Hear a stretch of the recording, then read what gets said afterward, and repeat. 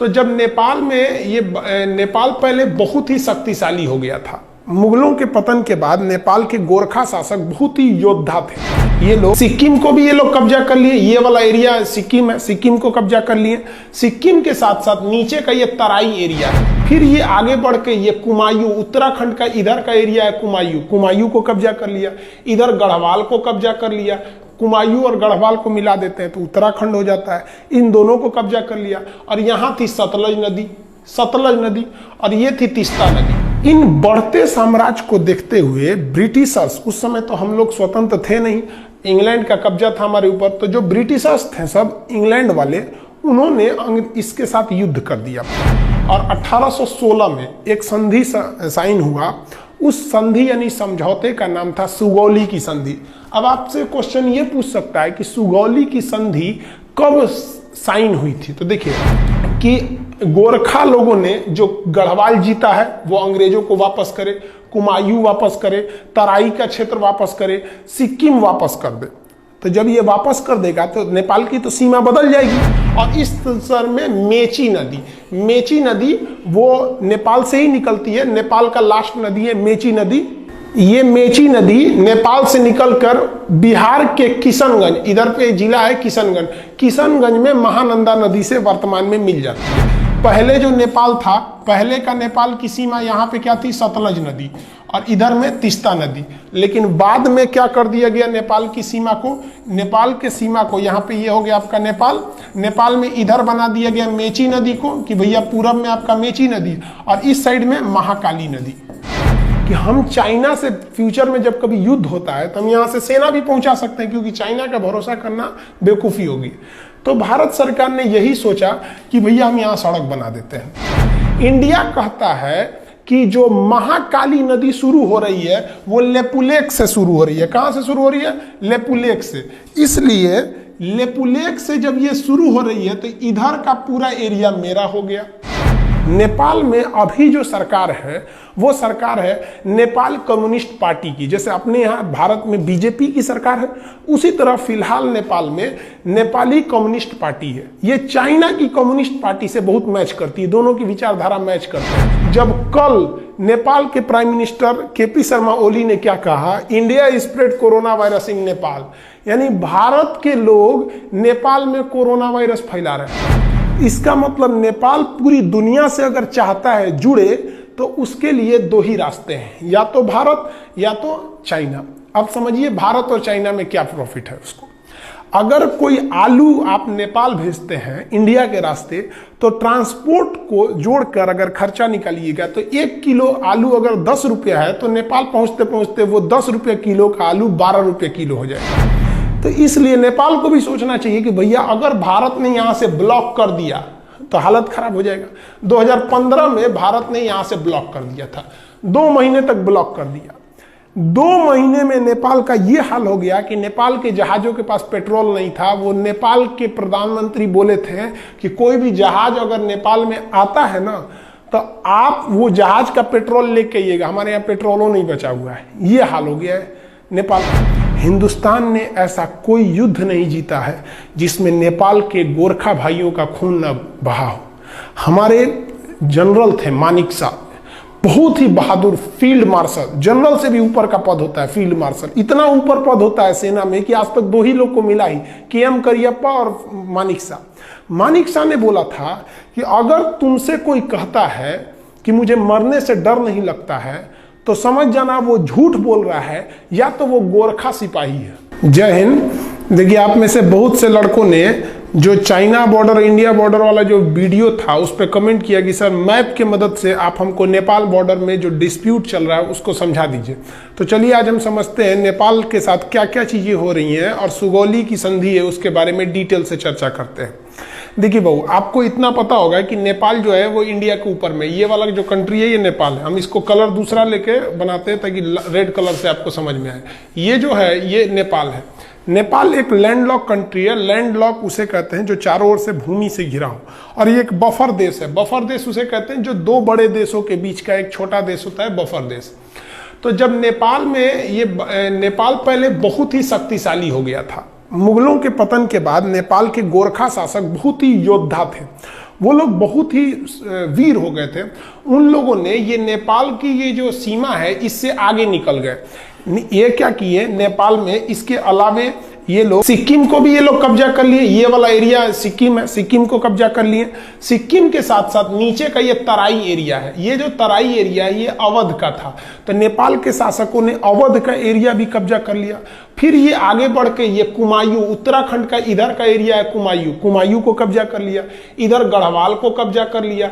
कुमायूं और गढ़वाल को मिला देते हैं तो उत्तराखंड हो जाता है। इन दोनों को कब्जा कर लिया। और यहाँ थी सतलज नदी और ये थी तीस्ता नदी। तो नेपाल की जो सीमा बन गई वो सतलज नदी से लेकर कहां तक हो गई, ये तीस्ता नदी तक हो गई। ये यहाँ टी लिख देते हैं, तीस्ता, एस फॉर सतलज। सतलज से तीस्ता नदी के बीच में इनकी क्या हो गई, सीमा बन गई। इतना लंबा इनका क्षेत्र हो गया। इन बढ़ते साम्राज्य को देखते हुए ब्रिटिशर्स, उस समय तो हम लोग स्वतंत्र थे नहीं, इंग्लैंड का कब्जा था हमारे ऊपर, तो जो ब्रिटिशर्स थे सब इंग्लैंड वाले, उन्होंने इसके साथ युद्ध कर दिया। उस युद्ध को कहते हैं एंग्लो नेपाल वार, आंग्ल नेपाल युद्ध। यह युद्ध चला 1814 से लेकर 1816 के बीच में। इस युद्ध में गोरखा बहुत वीरता से लड़े, लेकिन अंग्रेजों का हथियार अच्छा था, उनकी स्ट्रेटजी अच्छी थी। अंततः अंग्रेजों की जीत हो गई और 1816 में एक संधि साइन हुआ। उस संधि यानी समझौते का नाम था सुगौली की संधि। अब आपसे क्वेश्चन ये पूछ सकता है कि सुगौली की संधि कब साइन हुई थी, तो देखिए सुगौली की संधि साइन हुई थी 1815 में, याद रखिएगा। और वो इम्प्लीमेंट यानी कब उसको अमल में लाया गया, कब से वो लागू हो गया, तो वो 1816 से। तो आप 1816 ही याद रखिएगा क्योंकि उसी दिन से वो लागू हुआ था। एक क्वेश्चन और पूछता है कि सुगौली कहाँ पे है, तो सुगौली बिहार के चंपारण में है। यहीं पे समझौता हुआ था गोरखा और अंग्रेजों के बीच में। इस समझौते के तहत कुछ बातें कही गई थी, उसको समझिए। इस समझौते के तहत कहा गया कि गोरखा लोगों ने जो गढ़वाल जीता है वो अंग्रेजों को वापस करे, कुमायूं वापस करे, तराई का क्षेत्र वापस करे, सिक्किम वापस कर दे। तो जब ये वापस कर देगा तो नेपाल की तो सीमा बदल जाएगी। अब सतलज से तीस्ता थोड़ी रहेगी जब ये वापस कर देगा तो। तब नेपाल की एक नई सीमा का निर्धारण किया गया जिस पर लेकर अभी विवाद चल रहा है। तो उस सीमा का नाम क्या है, तो समझते हैं हम लोग। आंग्ल नेपाल युद्ध में जब नेपाल की पराजय हुई तो अंग्रेजों ने नेपाल के लिए सीमा का निर्धारण कर दिया। उन्होंने कहा कि उत्तराखंड में जो शारदा नदी है, इसी शारदा नदी को नेपाल के लोग काली या महाकाली कहते हैं। तो जो महाकाली नदी है वो यहाँ से सीमा बनाएगी पश्चिम से, और इस सर में मेची नदी वो नेपाल से ही निकलती है। नेपाल का लास्ट नदी है मेची नदी। ये मेची नदी नेपाल से निकलकर बिहार के किशनगंज, इधर पे जिला है किशनगंज में महानंदा नदी से वर्तमान में मिल जाती है। तो ये इधर में महाकाली नदी बॉर्डर बन गया और यहाँ पर मेची नदी बॉर्डर बन गया। इन्हीं के बीच में क्या हो गया भैया, नेपाल हो गया। और नीचे में त्रिवेणी, आप पता होगा बिहार के चंपारण में त्रिवेणी बांध है, तो नीचे में त्रिवेणी नदी। तो ये नीचे का एरिया था, वो विवाद का कारण नहीं है। वर्तमान विवाद का काम महाकाली नदी। तो आप समझ गए। अब बात समझते ये क्या चीज है, काला पानी और ये लेपुलेख विवाद, इस सब के बारे में। तो इतना समझे। अब नेक्स्ट स्लाइड में हम समझते हैं, ध्यान से समझिएगा। ये जो ट्रीटी थी, ट्रीटी को अगर आप ध्यान से देखेंगे इस पे, तो हम आपको समझा दिए थे। इंडिया नेपाल के बीच में एंग्लो नेपाल वार 1814 से 16 के बीच हुआ। सिगौली की संधि चंपारण में है 1816 में। कौन कौन से एरिया वापस करना पड़ा था, गढ़वाल, कुमायूं, तराई और सिक्किम का एरिया। नदी कौन कौन सी हो गई, महाकाली नदी से लेके, महाकाली नदी यहाँ से और इधर में मेची नदी के बीच में ये हो गया था। आप भले इसका स्क्रीनशॉट ले सकते हैं। पहले जो नेपाल था, पहले का नेपाल की सीमा यहाँ पे क्या थी, सतलज नदी, और इधर में तीस्ता नदी। लेकिन बाद में क्या कर दिया गया, नेपाल की सीमा को, नेपाल के सीमा को यहाँ पे ये हो गया आपका नेपाल में इधर बना दिया गया मेची नदी को, कि भैया पूरब में आपका मेची नदी और इस साइड में महाकाली नदी। तो ये सुगौली की संधि के बाद का है। नेपाल कहता है कि भैया हम इसी को मानेंगे। तो विवाद कहां से है, इसको मानेंगे। तो समझिए इसके बारे में। हालांकि इसका स्क्रीनशॉट लेना चाहते हैं तो ले सकते हैं, नहीं तो आप एक नोट्स बनाते चलिएगा। विवाद का कारण क्या है, तो उत्तराखंड से हम लोग को मानसरोवर यात्रा की शुरुआत करानी थी हम लोग को। तो मानसरोवर यात्रा कैसे होगा, तो ध्यान से देखिए। मानसरोवर यात्रा के लिए हम लोग एक बहुत लंबा रास्ता तय करते थे। मानसरोवर जाने के लिए हम लोग सिक्किम के यहाँ पर एक दर्रा है जिसका नाम है नाथुला दर्रा। इस नाथुला दर्रा से हम लोग कैलाश मानसरोवर जाते थे। यहाँ शंकर जी का स्थान है कैलाश मानसरोवर पर्वत पर, महाकाल। तो यहाँ हम लोग जाते थे जो श्रद्धालु हैं। तो भारत सरकार ने सोचा कि क्यों ना हम इन लोग को उत्तराखंड के रास्ते पहुंचा दें। यहाँ पर भी एक दर्रा है जिसका नाम है लेपुलेख दर्रा। तो यहां से क्यों ना पहुंचा दे। आप खुद देखिए कि यहां से बहुत फायदा होगा, दूरियां घट जाएंगी। इससे एक और फायदा क्या हो जाएगा कि हम चाइना से फ्यूचर में जब कभी युद्ध होता है तो हम यहां से सेना भी पहुंचा सकते हैं, क्योंकि चाइना का भरोसा करना बेवकूफी होगी। तो भारत सरकार ने यही सोचा कि भैया हम यहां सड़क बना देते हैं। तो भारत सरकार में जितनी भी सीमा पर सड़कें बनेंगी बॉर्डर पे, वो बनाने का काम करता है border road organisation BRO, border road organisation BRO। ये सेना के अंडर में एक संस्था है, यही काम करती है। ये क्या करेगी भैया, बॉर्डर पे सड़कें बना। अब विवाद कैसे हो गया देखिए, यहां पर काला पानी एक जगह का नाम है, काला पानी तक सड़क थी। उस सड़क को आगे बढ़ाकर लेपुलेख दर्रा तक लाया गया। यह सड़क की लंबाई थी 80 किलोमीटर। अब नेपाल कह दिया कि भैया आप ये जो सड़क बनाए हैं 80 किलोमीटर, ये हमारे एरिया में है, क्योंकि काला पानी और लेपुलेख दर्रा, लेपुलेख ये तीनों देशों के सीमा पर है। इधर में नेपाल, इधर में इंडिया, इधर नेपाल, इधर चाइना। तो ये जो आप सड़क बनाए ना, ये सड़क गलत है, ये हमारे एरिया में आप मत बनाइए। नेपाल कह रहा है कि हम सुगौली की संधि को मानते हैं, भारत कह रहा है कि हम भी उसी को मानते हैं। फिर विवाद कैसे हुआ समझिए ध्यान से। देखिए आप इसको समझ लिए कि नेपाल है, यहां मान के चलिए नेपाल है, ये नेपाल हो गया। और यहां पर उत्तराखंड है, इधर का एरिया ये उत्तराखंड में। जो महाकाली नदी है उसकी 3 शाखाएं हैं। ध्यान से समझिए, आप नक्शा को देखिए, जिसको हम ब्लैक कलर से किए हैं ये नेपाल है, और ये जो रेड कलर से बना दिए हैं ये इंडिया का उत्तराखंड राज्य है। अब सुगौली की संधि कहा गया था कि ये जो ब्लू कलर की नदी आ रही है, ये महाकाली नदी, ये नेपाल और इंडिया का बॉर्डर बनाएगी। दिक्कत इस बात की है कि नदी का उद्गम जो है वो 3 नदियों से मिलकर होता है। एक इधर वाले का नाम है लिम्पियाधुरा, इधर जो है लिम्पियाधुरा, तो सबसे इधर वाला एरिया है लिम्पियाधुरा, इधर में हो गया काला पानी, और सबसे लास्ट में है लेपुलेख, सबसे लास्ट में लेपुलेख। इंडिया कहता है कि जो महाकाली नदी शुरू हो रही है वो लेपुलेख से शुरू हो रही है। कहां से शुरू हो रही है? लेपुलेख से। इसलिए लेपुलेख से जब ये शुरू हो रही है तो इधर का पूरा एरिया मेरा हो गया। नेपाल क्या कह रहा है ससुरा कि जो महाकाली नदी शुरू होती है वो लेपुलेख से नहीं शुरू होती है। नेपाल कहता है कि यह लिम्पियाधुरा से शुरू होती है। लिम्पियाधुरा से जब शुरू होती है तो ये बॉर्डर होना चाहिए। यानी सारा का सारा झमेला ये इसी एरिया के लिए। ये हल्का सा जो एरिया इसको हम दूसरे किसी कलर से कर देते हैं, ये एरिया से विवाद है। सारा विवाद इसी एरिया को लेकर हो रहा है। अब आपको बता दें कि ये जो एरिया है, इस एरिया पर पहले से कब्जा इंडिया का है। ये जो ट्राई जंक्शन है तीनों का एरिया, इस पर अधिकार पहले से इंडिया का है। तो नेपाल कह रहा है कि भैया मेरा है, आप खाली करिए। नेपाल को ये गर्मी कहाँ से है भैया, ये इतना जुनून जो कभी हमसे आंख मिला नहीं सकता था, आज इतना बढ़ के बोलने लगा। समझिए इसके बारे में। तो ये समझ गए, बॉर्डर रोड ऑर्गेनाइजेशन ने एक न्यू सड़क बनाई थी, कहां से? काला पानी से लेपुलेख तक 80 किलोमीटर। किस लिए? मानसरोवर यात्रा पर जाने के लिए। अब नेपाल ने एक नया नक्शा लगा दिया। नेपाल ने अपने नए नक्शा में लिम्पियाधुरा को, काला पानी और लेपुलेख, यानी ये पूरे एरिया को अपने नक्शा में दिखा दिया कि भैया ये पूरा एरिया नेपाल का है। इसने अपने नक्शा में दिखा दिया। इंडिया ने कहा भैया हम ये नक्शा को नहीं मानते, ये नक्शा गलत है। वो कहता कि नहीं, आप मानिए क्यों नहीं, ये सुगौली की संधि 1816 की बात है। तो आप समझ रहे हैं ना, वो उद्गम से एक झमेला है कि कहाँ से माना जाता है यहाँ पर। अब थोड़ा समझिए नेपाल ऐसा क्यों कर रहा है।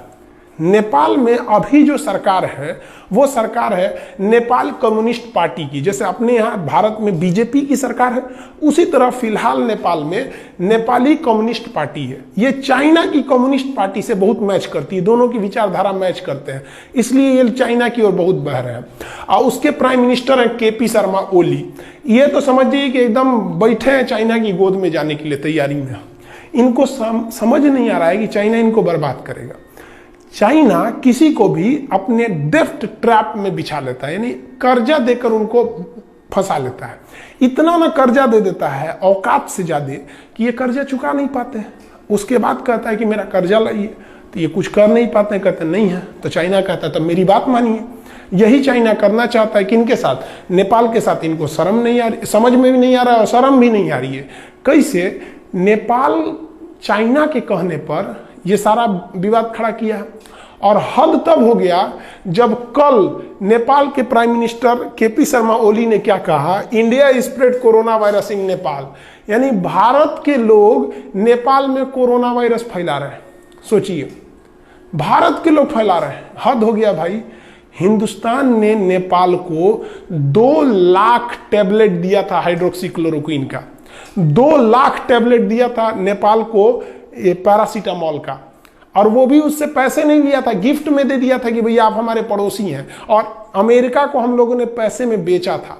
उस गिफ्ट का नतीजा ये है कि हम लोग कोरोना वायरस फैला रहे हैं। और क्या बोला ये केपी शर्मा ओली ने कि Indian corona is more lethal. Lethal मतलब होता है खतरनाक। मतलब इंडिया का जो कोरोना वायरस है वो अमेरिका, इटली और चाइना के वुहान वाले कोरोना से ज्यादा खतरनाक है। हद है भैया आपका। ये है केपी शर्मा ओली, इनको समझ में नहीं आ रहा है। तो आप ये समझे ना कि लिम्पियाधुरा का मेन विवाद क्या है। लिम्पियाधुरा उत्तराखंड के पिथौरागढ़ जिला में आता है। यह समझ में आ गया आपको। अब आगे समझाते हैं और क्या चीज है। इसका स्क्रीनशॉट लेना चाहे तो एक ले सकते हैं।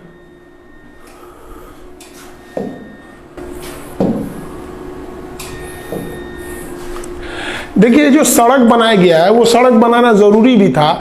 हमारे जो श्रद्धालु कैलाश मानसरोवर यात्रा जाते हैं, आप उनका स्थिति देखिए, कितने दुर्गम इलाके में जाते हैं, दुर्घटना हो जाती है। और भी आप देखिएगा तो इस एरिया में क्या हालत है सड़क का। आप देखिए कितनी गहरी खाई है। इतनी गहरी खाई में ये लोग, हम लोग की यात्रा करनी पड़ती है। ये मतलब जो कैलाश मानसरोवर की यात्रा पे जो श्रद्धालु जाते हैं उन पे, तो ये सड़क बनाना एक तरह से जरूरी भी तो था। तो बॉर्डर रोड ऑर्गेनाइजेशन ने पहाड़ तोड़ के सड़क बनाया। देखिए, इतना आसानी से सड़क नहीं बनते हैं। ये पहाड़ तोड़ के सड़क बनाया और बनने के बाद नेपाल कह रहा है कि भैया ये एरिया हमारा है, आप खाली कर दीजिए। तो थोड़ा हम अब हम ये समझते हैं कि इंडिया को नेपाल के साथ क्या करना चाहिए। हर चीज का एक कंक्लूजन होना चाहिए। तो देखिए उसके बारे में। देखिए, पहला तो इस मुद्दे को हमें नॉर्मली डेलीगेट बेसिस पे कूटनीतिक तौर पे सुलझा लेना चाहिए। कूटनीतिक मतलब होता है बातचीत करके अधिकारियों के द्वारा इस मामले को सुलझा लेना चाहिए। क्यों? क्योंकि हम अपने दोस्त बदल सकते हैं, पड़ोसी नहीं बदल सकते हैं। दोस्त तो बाद में आते हैं, पड़ोसी तो बगल में रहते हैं। अगर हम अपने पड़ोसी से ही दोस्त की तरह व्यवहार रखेंगे तो ज़्यादा अच्छा रहेगा। तो इंडिया इसीलिए नेपाल को समझाता है, लेकिन ये समझ नहीं रहे हैं। तो चलिए एक तो हम दिखाते हैं। नेपाल के साथ इंडिया ने ट्रेलर दिखाया था 2015 में। 2015 में मधेसिया विवाद था। इंडिया के कुछ मधेसिया जाति के लोग नेपाल में बसे हैं। नेपाल उन लोग का ध्यान नहीं रख रहा था। इंडिया ने भी क्या किया, तो ध्यान से देखिएगा। नेपाल का जो बॉर्डर शेयर होता है इंडिया के साथ, ये मैदानी क्षेत्र है। यहाँ ट्रक वगैरह जा सकते हैं, इस रास्ते से ट्रक वगैरह जा सकते हैं।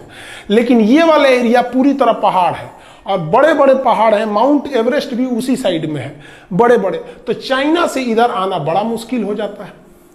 इसलिए चाइना हो गया या कोई भी हो गया, वो अपना सामान अगर चाहते हैं कि नेपाल को बेचे, तो वो नेपाल को बेचने के लिए वो सामान को चाइना से वो कलकत्ता बंदरगाह पे उतार देते हैं और कलकत्ता बंदरगाह से ट्रक के रास्ते इसको नेपाल पहुंचा दिया जाता है।